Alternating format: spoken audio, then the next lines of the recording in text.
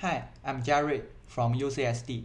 In this video, I will present the paper Rethinking Self-supervised Correspondence Learning, a video frame-level similarity perspective. This is a joint work with Professor Xiaolong Wang. The visual world exhibits continuity. There are inherent visual correspondences in consecutive frames of the video. Learning this kind of visual correspondence across space-time is one of the most fundamental problems in computer vision. The research of learning correspondence in videos can be cast into two categories. The first one is learning fine-grained correspondence, which is commonly applied in optical flow estimation and video object segmentation. The other one is learning object-level correspondence for visual object tracking, relocalizing the object with bounding box along the video. To learn the correspondence, many previous approaches acquire training supervision from human annotations. There are video object segmentation datasets such as Davis, YouTube VOS, and the object tracking dataset like OTB. However, annotating spatial temporal correspondence by human is very time-consuming. One way to tackle this problem is to leverage unlimited supervision from temporal signals in videos. In previous works listed on the right, they proposed to do forward and backward tracking, using the cycle consistency of the time as a supervision signal for learning. Their work achieved very impressive results in learning correspondence. While these results are encouraging, we take a step back and ask the question, is explicit tracking the only way to learn correspondence? Before answering this question, let's first understand what is a tracking-based pretext task. In this task, the network is trained to track an initial bounding box or patch forward and backward along the temporal axis. The objective is maximizing the consistency between initial patch location and the backward tracking result. Our approach doesn't use any explicit tracking-based pretext task. We directly compare the frame-level global feature, maximizing the feature similarity encoded by the fully connect layer. The correspondence will automatically emerge. I will first introduce our approach from a similarity learning perspective. Recent development in image-level similarity learning has shown that the self-supervised representation can be applied to different downstream semantic recognition tasks and even surpassing the ImageNet pre-trained models. In image-level similarity learning, the network is trained to enforce two views of the same image to have similar features in high-level fully connect layers. For example, in the figure, two different cropping of the same cat image should have similar features. Given encouraging results, we are wondering whether image-level similarity learning alone can learn the correspondence. Our hypothesis is that if the high-level fully connect layer encodes the object structure and the semantic information, it needs to be supported by the ability of finding correspondence between similar object instances and between object parts. So, it forces a lower level or middle level of the convolution representation to implicitly learn visual correspondence. With this hypothesis, we propose to perform video frame-level similarity learning. We use ResNet as the encoder network. We forward one pair or multiple pair of frames from the same video into a Siamese network and compute the similarity between the fully connect layer embedding for learning the network representation.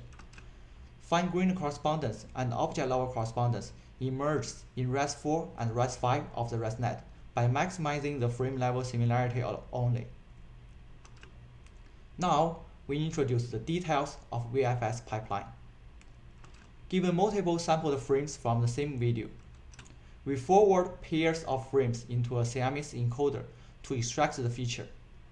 Then, compute the feature similarity between two branches. The loss will maximize the affinity matrix. VFS could also be trained with negative pairs. Besides frames from the same video, we would also extract frames from different video. Computing the similarity between two branches, the features from the same video should be similar, and the features from different videos should not be similar.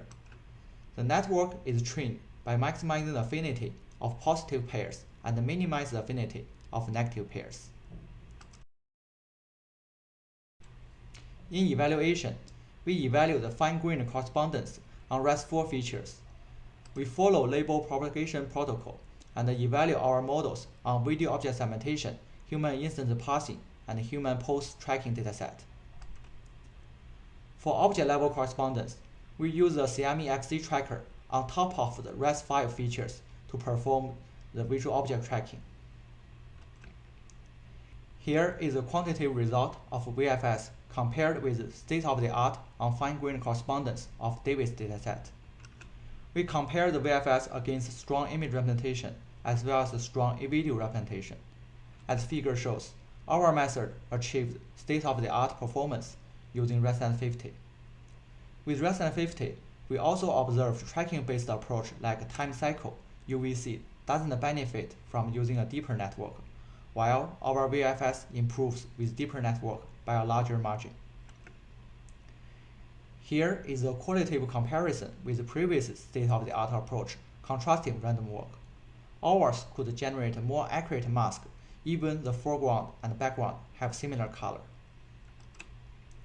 Here is another example that involves camera motion and object transformation.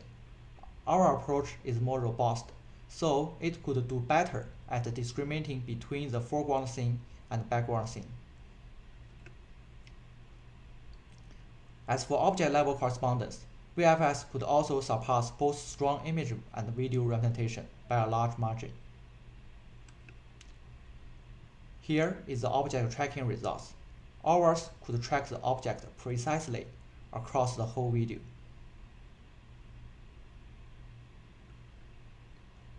In addition to the state-of-the-art performance, we provide the following insight on video frame level similarity learning. We studied the effect of color augmentation. Given the input frames, we usually perform data augmentation to improve the similarity learning. Color augmentation is one of the common augmentations, which includes random color jitter, grayscale, and Gaussian blur. Color augmentation affects fine-grained and object-level correspondence differently. We found the color augmentation actually making the fine-grained correspondence worse, while it improves the object-level correspondence. The main reason is that while color augmentation helps learning invariance to object appearance changes, the per-pixel distortion confuses the lower-level convolution features to find the fine-grained correspondence. The second thing we found that is important to VFS is temporal sampling. When sampling frames from the video, we first select a starting frame index and then continue to sample frames with some fixed frame interval. The frames look similar when the frame interval are small. As we increase the frame interval, there will be more visual difference along the temporal axis. We studied the different frame intervals in our experiments. Letter D in the plot stands for most distant sampling interval for each video, which is roughly 50 frames. The plot shows that both fine-grained and object-level correspondence improves consistently as the frame intervals become larger. It is because increasing the frame intervals may offer better augmentation effect, which leads to better correspondence learning. Another interesting discovery is about training with negative pairs. Recall that VFS could be trained with positive pairs only, or with positive and negative pairs contrastively. In our experiments, we found that negative pairs hurt both fine-grained correspondence and object-level correspondence. It is interesting because in previous works, training without negative pairs doesn't actually improve the downstream tasks.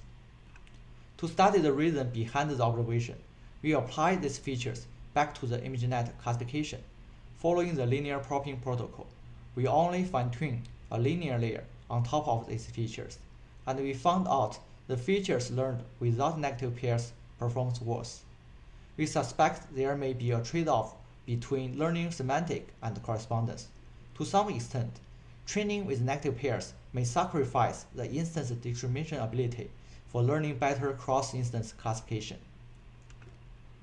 To summarize, we propose a simple framework, VFS, which achieves state-of-the-art performance for self-supervised correspondence learning. In VFS, there is no explicit tracking-based pretext task. The only loss is frame-level similarity loss. So, tracking-based pretext task may not be necessary for self-supervised correspondence learning. One of the insights from our study is that color augmentation is beneficial in object level, but jeopardizes the fine-grained level. We also found that learning without negative actually improves the correspondence learning. Given our detailed analysis and the state-of-the-art performance, we hope VFS can serve as a strong baseline for self-supervised correspondence learning. Please check out the code and more qualitative results in our project page. Thanks for listening.